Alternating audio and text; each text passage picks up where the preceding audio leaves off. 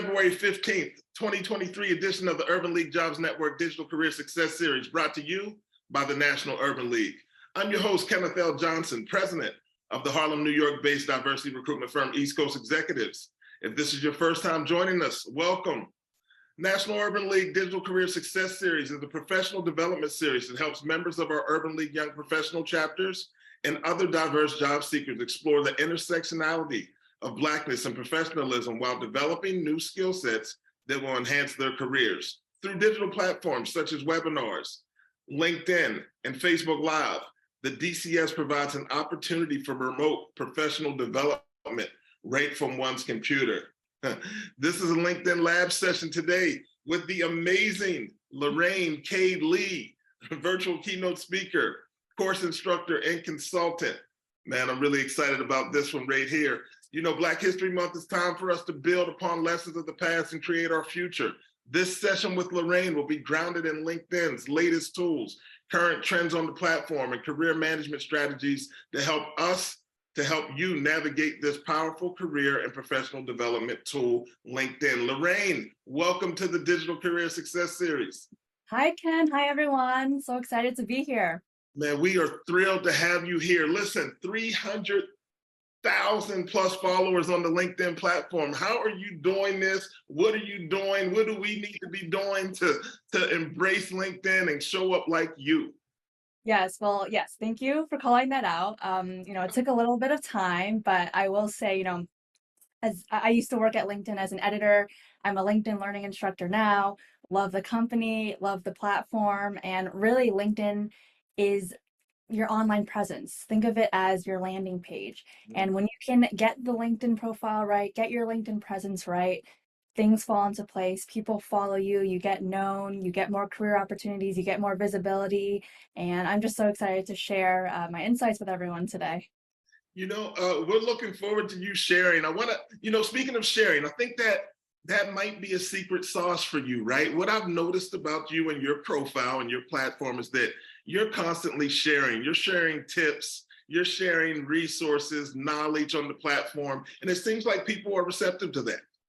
Yeah, so I think a lot of people, even still, when they think about LinkedIn, they think of it as a job site or kind of your online version of your resume. And while LinkedIn definitely is a place to host all those things, and you should have all those things on there, there's this completely different aspect, other side to it, where it's very conversation driven, content driven. And so I mentioned before, I was an editor on the news team there. And so that's where I kind of got my start creating video series, posting articles, content. And I just continued that even after leaving LinkedIn. And content is really that key piece that kind of helps you stand out, that helps you meet new people, connect to new people, like you can, meeting you through a different LinkedIn Live show that I was on. And so I'm so passionate, and I'm always telling people, start posting content. Like, it's not just about looking for jobs. The two go hand in hand, right? Like, if you can show your thought leadership, you can show your expertise through content, more people, more recruiters, and people looking to hire are going to reach out to you. Yeah, shout out to Orlando Hayes for kind of tying the dots and putting everything together and getting us together. Look, the chat is going crazy. People want to know more about what you're doing on LinkedIn and how you're leveraging strategies. So let me just back up a little. So for you, prior to coming on board at LinkedIn, when you were there, were you a power user already? Were you completely leveraging the platform? Yeah, so I was a power user in terms of completing my profile and making sure I had all the details, all my past job experiences. I had the profile photo, I had the, I guess at the time it was called summary, now it's called about. I had the summary section filled out, I had recommendations. So I was definitely a power user, and I really loved the platform. But it wasn't until, content wasn't even a big piece before I joined LinkedIn. It was kind of building up as I joined as an editor. So once I joined, yes, the content piece definitely picked up a lot. Sure. So do you find, all right, so if I'm just coming on the platform, because believe it or not, there are some people that still kind of are hesitant, especially in certain demographics where they say, listen, I'm not looking for a job. Maybe do I need to be on LinkedIn? I'm sure you've heard that. Then there are people that say, well, I'm there, but I don't have a photo there. I'm not sure I'm not sure I want to present in that way. What advice do you have for people that maybe are still a little reluctant and or hesitant to completely dive in? Yeah, I hear that a lot. And I think, it's I alluded to this before, but LinkedIn is your online landing page. It is the place where people go to first to learn about who you are. And especially, so many of us are remote or hybrid now. Um, when people we don't get to the luxury of meeting people in person. So when they want to learn more about you, they're going to search your name. LinkedIn is going to show up first if you have a LinkedIn. So you want to make sure it's as complete as possible. And to the people who are like a little hesitant maybe to have the profile picture or make their profile public, I like to just say this is your tool to market yourself. So make it public, add as few friction points as you can to ensure that if a recruiter visits your page, they get to learn everything that they want to about you. And they're not going to just see, oh, I only see a headline and I'm kind of curious, but now I have to send a connection request. Like just put it all out there. I know it might feel a little uncomfortable, but again, this is your chance to really show off who you are. So there are some tools. Speaking of showing off who you are, right? So we have people that are engaged and here. They'll be attending the career fair. What happens when people should people embrace the hiring symbol or the looking for work symbols that show up on the photos now? I think it's relatively new, but I know some people have some questions about how they use them. Yeah, I think it's totally fine to use them. I know some people feel like sometimes they think, oh, it's like desperate, like I'm putting the filter on and I don't want to advertise to everyone. But I mean, if you're looking for a job and right now it's a competitive job market, right? Like unfortunately, so many people are getting laid off. I think any kind of quick visual signal you can give to people that you are open to opportunities is a good thing because I mean, it is, you are open to opportunities. I think when you add that filter, I think it may also help you rank higher when recruiters search, for example, for people who are open to jobs. But if that makes you uncomfortable and you are a little bit more private, that's totally fine. There's settings on the back end that you can adjust to indicate that you are open to work, and you can kind of talk about, is it a remote job, a hybrid job, an in-person job, what locations, and all of that good stuff. So definitely make sure to, at the very least, check out those settings. And then if you want to kind of get a little bit louder with it, add the filter, make some posts about how you're looking. Nice.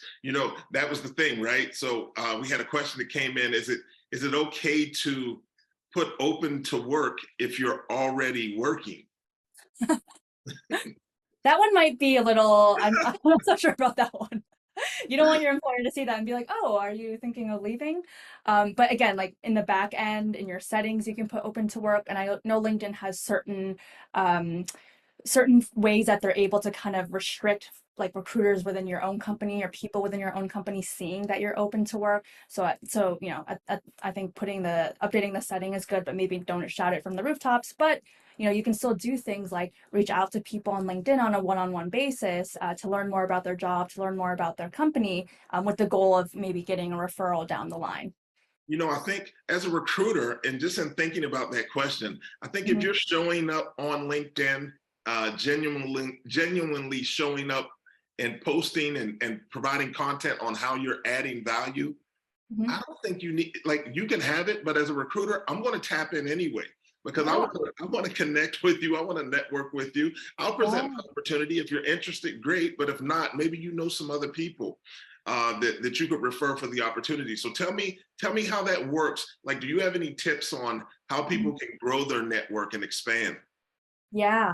So the one thing that I like to say to everyone, because I think a lot of people still don't know about this feature, is that when you send a connection request, always add a personalized message to it. So whether this is recruiters or hiring managers or just like a random person who you want to chat with.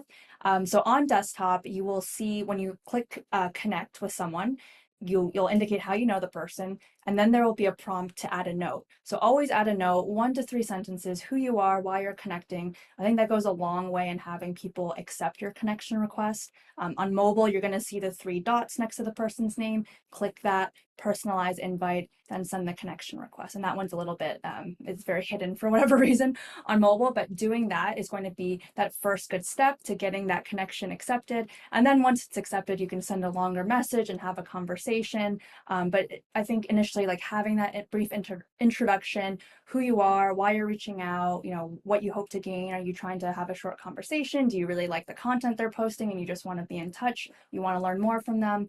Just being specific and kind of making one personalized call out really helps with networking. So personalize your invites. That serves the requester well. If there's one thing that you would suggest that people that are actively seeking employment should do, what would that be?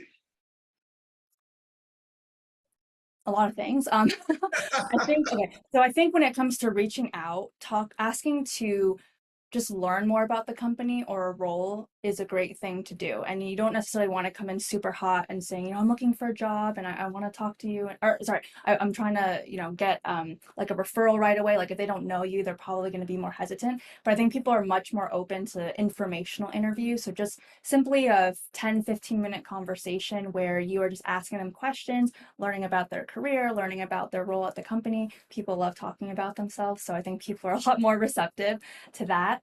And then I would say, when it comes to the content piece, if you see someone at a company or in a role that you're interested in, commenting on their content is a great way for them to, be like, oh, who is that? Like, who keeps commenting regularly? And let me click in. And then next time you send a connection request, they're already going to be familiar with who you are. And I know that happens to me a lot personally when people comment, and it starts some great relationships. So it's all about engagement. It sounds like engagement is the key, right? And I Engagement, think yeah. we share with people. All right, sometimes you may not be a person that's going to write content or add content in that way, Mhm. but you can share content and you can comment on the Mhm. content of others. Yeah. So that's a big thing. How do you feel about that? Oh, I love that. I always say commenting is, I mean, comment, comment, comment. Like LinkedIn, again, I talked about the importance of content on LinkedIn. But I think a lot of people still get caught up in vanity metrics, so the likes and the shares, but really commenting is going to be what helps your content, if you do decide to post, rank higher in the algorithm. It's going to open the door to a lot of connections. So say, for example, you comment often on resume building, for example, posts that are about resume building. You're going to start connecting with other like-minded people who are interested in the same topic. And so that's like another very organic way to grow your network and to just learn new things about this topic that's interesting to you. So commenting, I always say is a great thing.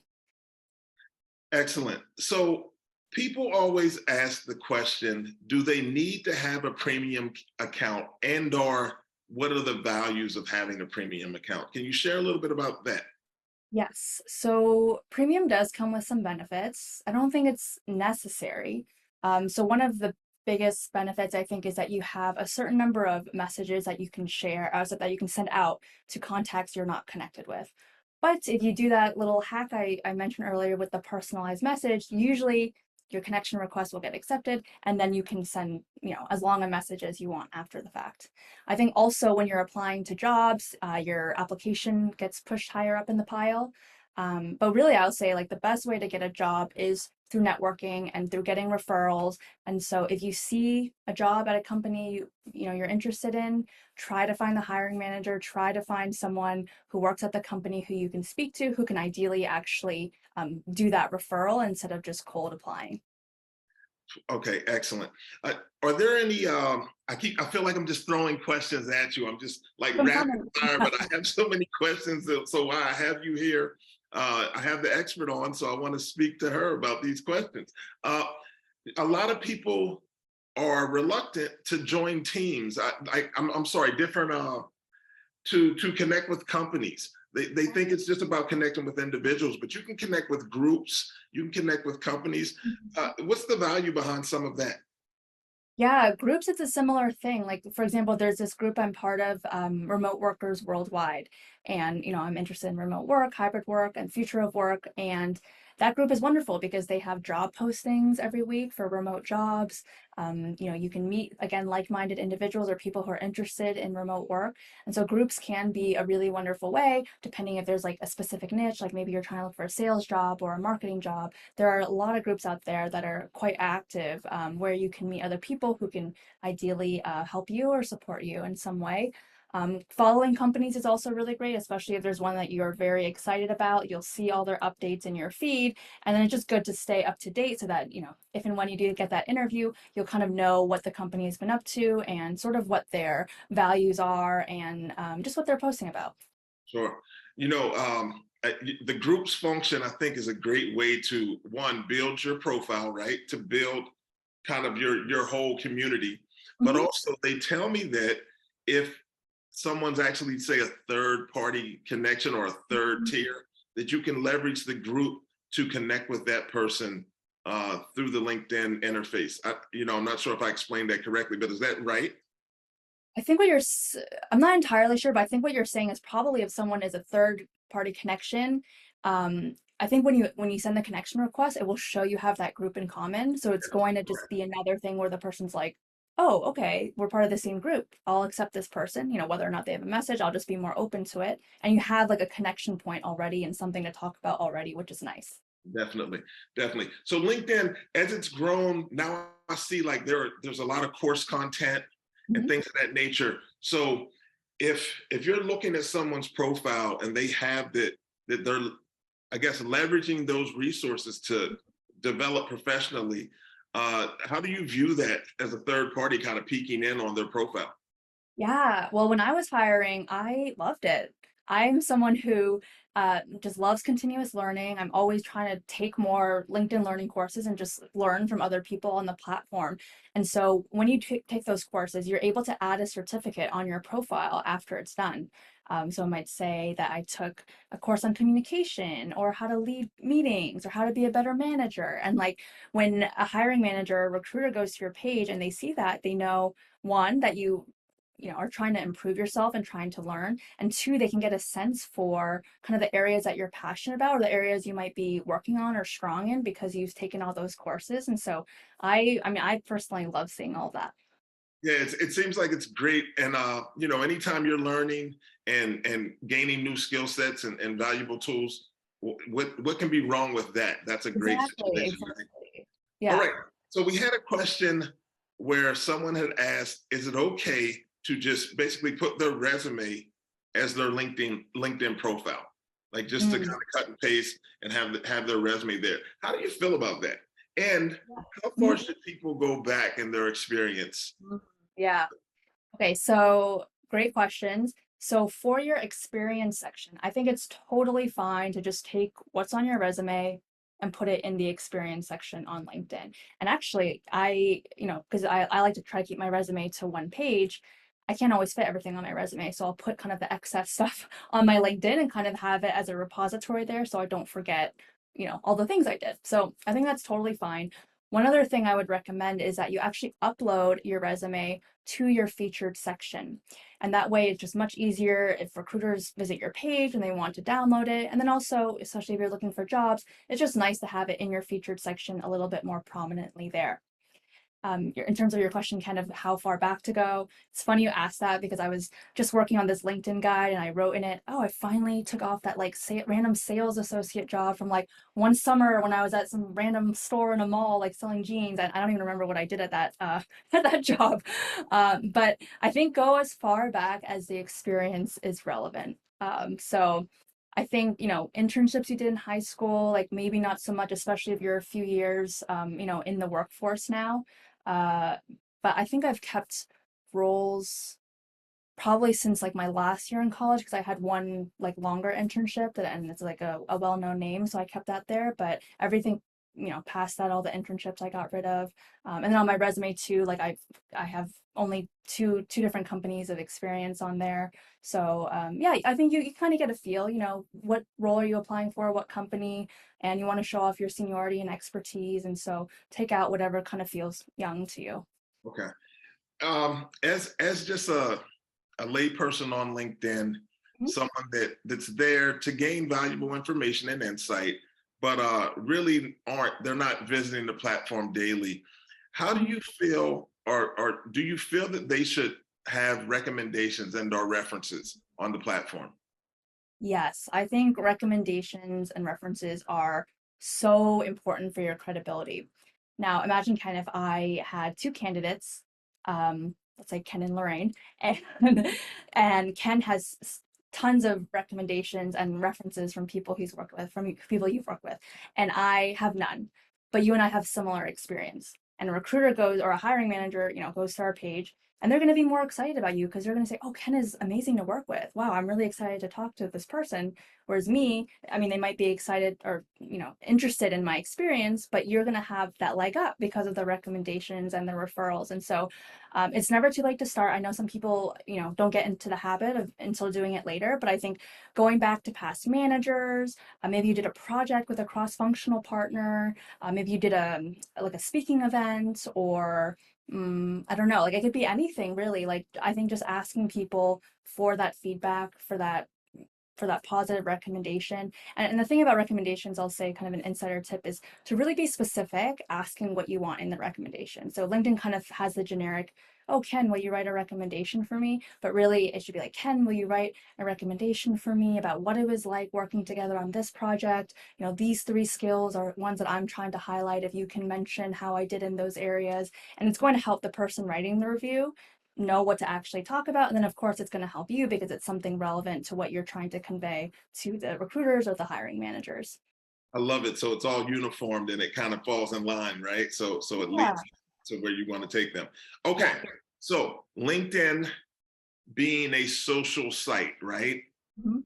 But we have other social sites out there, right? Whether it's Instagram or Twitter or TikTok for that matter. Talk to our students. We get this question a lot from our college students. Why is it possibly more important to be on LinkedIn and sharing value and adding value there than on Yeah. another platform like TikTok?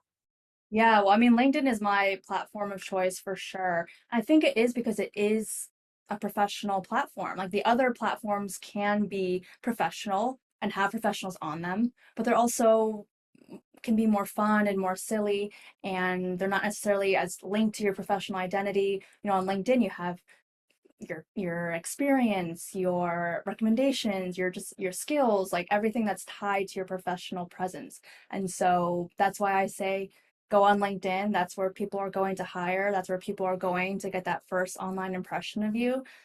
So yeah, when it comes to job seeking, I LinkedIn all the way. I love it. So as it comes to job seeking, but also, so what I've seen, Lorraine, from some people out here, and I think they're using it well in this way. They're Mhm. sharing their work on the platform, whether it be videos and or, like Mhm. you said, certifications and things of that nature.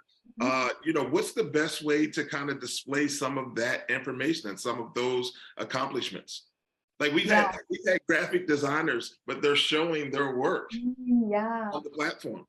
Yeah, graphic designers, that's a great audience to do that for. So I think anytime you have something that you've produced, something public facing, like a blog post, or you have a portfolio, or you've made a website for yourself, find ways to incorporate that into your LinkedIn. So I mentioned the featured section before for your resume. You can also upload other things, your website link, for example. You can highlight past LinkedIn posts you've created. So there's a lot of opportunity there. And then within your experience section, within each title and each role you've had, you can also add your work there as well. And so if you've written an ebook, for example, like I have an ebook on mine, I have blog posts or series I've created. I'm just adding whatever I can that I've produced. Even social media channels, if you kind of run the social media channels, that's a great place to link to, or past posts you've written that you've liked. I think anytime you can add that rich media, it's just a little bit more engaging, right, than just reading text. And if someone's curious, you want to give them that next step of what they can click on to continue learning more about you and to continue getting a better feel for your work. So there's lots of places on LinkedIn to do it, and I would just recommend taking advantage of all of them. Love it. I love it. Well, we're coming down the stretch, but I wanted to ask you this. If you could maybe give just an outline of what you would do or you would suggest if someone's looking for a job opportunity on LinkedIn, Yeah. what would be a few steps that you would take to make yourself, well, to put yourself in a better position to either secure the opportunity or at Sure. least get on the radar of the company you're seeking? Yeah, that's a great question. I actually just made a post about this the other day. I talked about the 3 things you should focus on first when kind of, improving or optimizing your profile. And especially, I think it's very relevant for job seekers. So, first thing, make sure that your profile picture is a good profile picture, and it does not need to be anything that is professional or like done in a studio or anything like that. You can use your phone, just make sure the lighting is good, the background is not too distracting. Use portrait mode if your phone has it, and that already sets up like a very strong impression. The second thing is your headline. And so a lot of people right now with their headlines, they do job title at company. And there's a lot more. I think we have 220 characters. Like that's not very many out of 220, right? And so the headline is going to be one of the key ways that people find you in search. So if I'm looking for, let's say, a product marketing role, I'm definitely going to want to include the phrase product marketing in my headline. If it's product marketing within a tech company, like use the word tech, like just insert keywords. I mean, of course, have it make sense, but insert keywords, insert phrases. You can look at my LinkedIn if you need ideas, but it just helps you become more discoverable. And then the third thing, again, this is all like right at the top of your profile, is your background photo. A lot of people are still using the generic LinkedIn photo, or they're using like a pre-selected image that LinkedIn gives. Adding more detail in your background photo, either your link, you show your website link or your portfolio link, or you talk about your values, or you highlight some of the achievements that you've done. Like those are all really good things to put in your background photo, and it's like the biggest piece of real estate pretty much on your LinkedIn profile. So take advantage of it and make sure that there's enough content in there and enough information that you want people to learn about you. Wow, I have so much work to do. I love the background, the banner ad suggestion, just making sure that's unique to you. I think that's a Yeah. great strategy right there.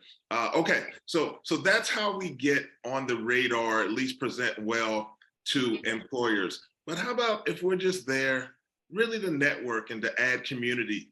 Yeah. What are your suggestions for people that are really just looking to kind of show up differently and to connect and network? Yeah, well, I think taking advantage of the search function is a really, really great thing to do.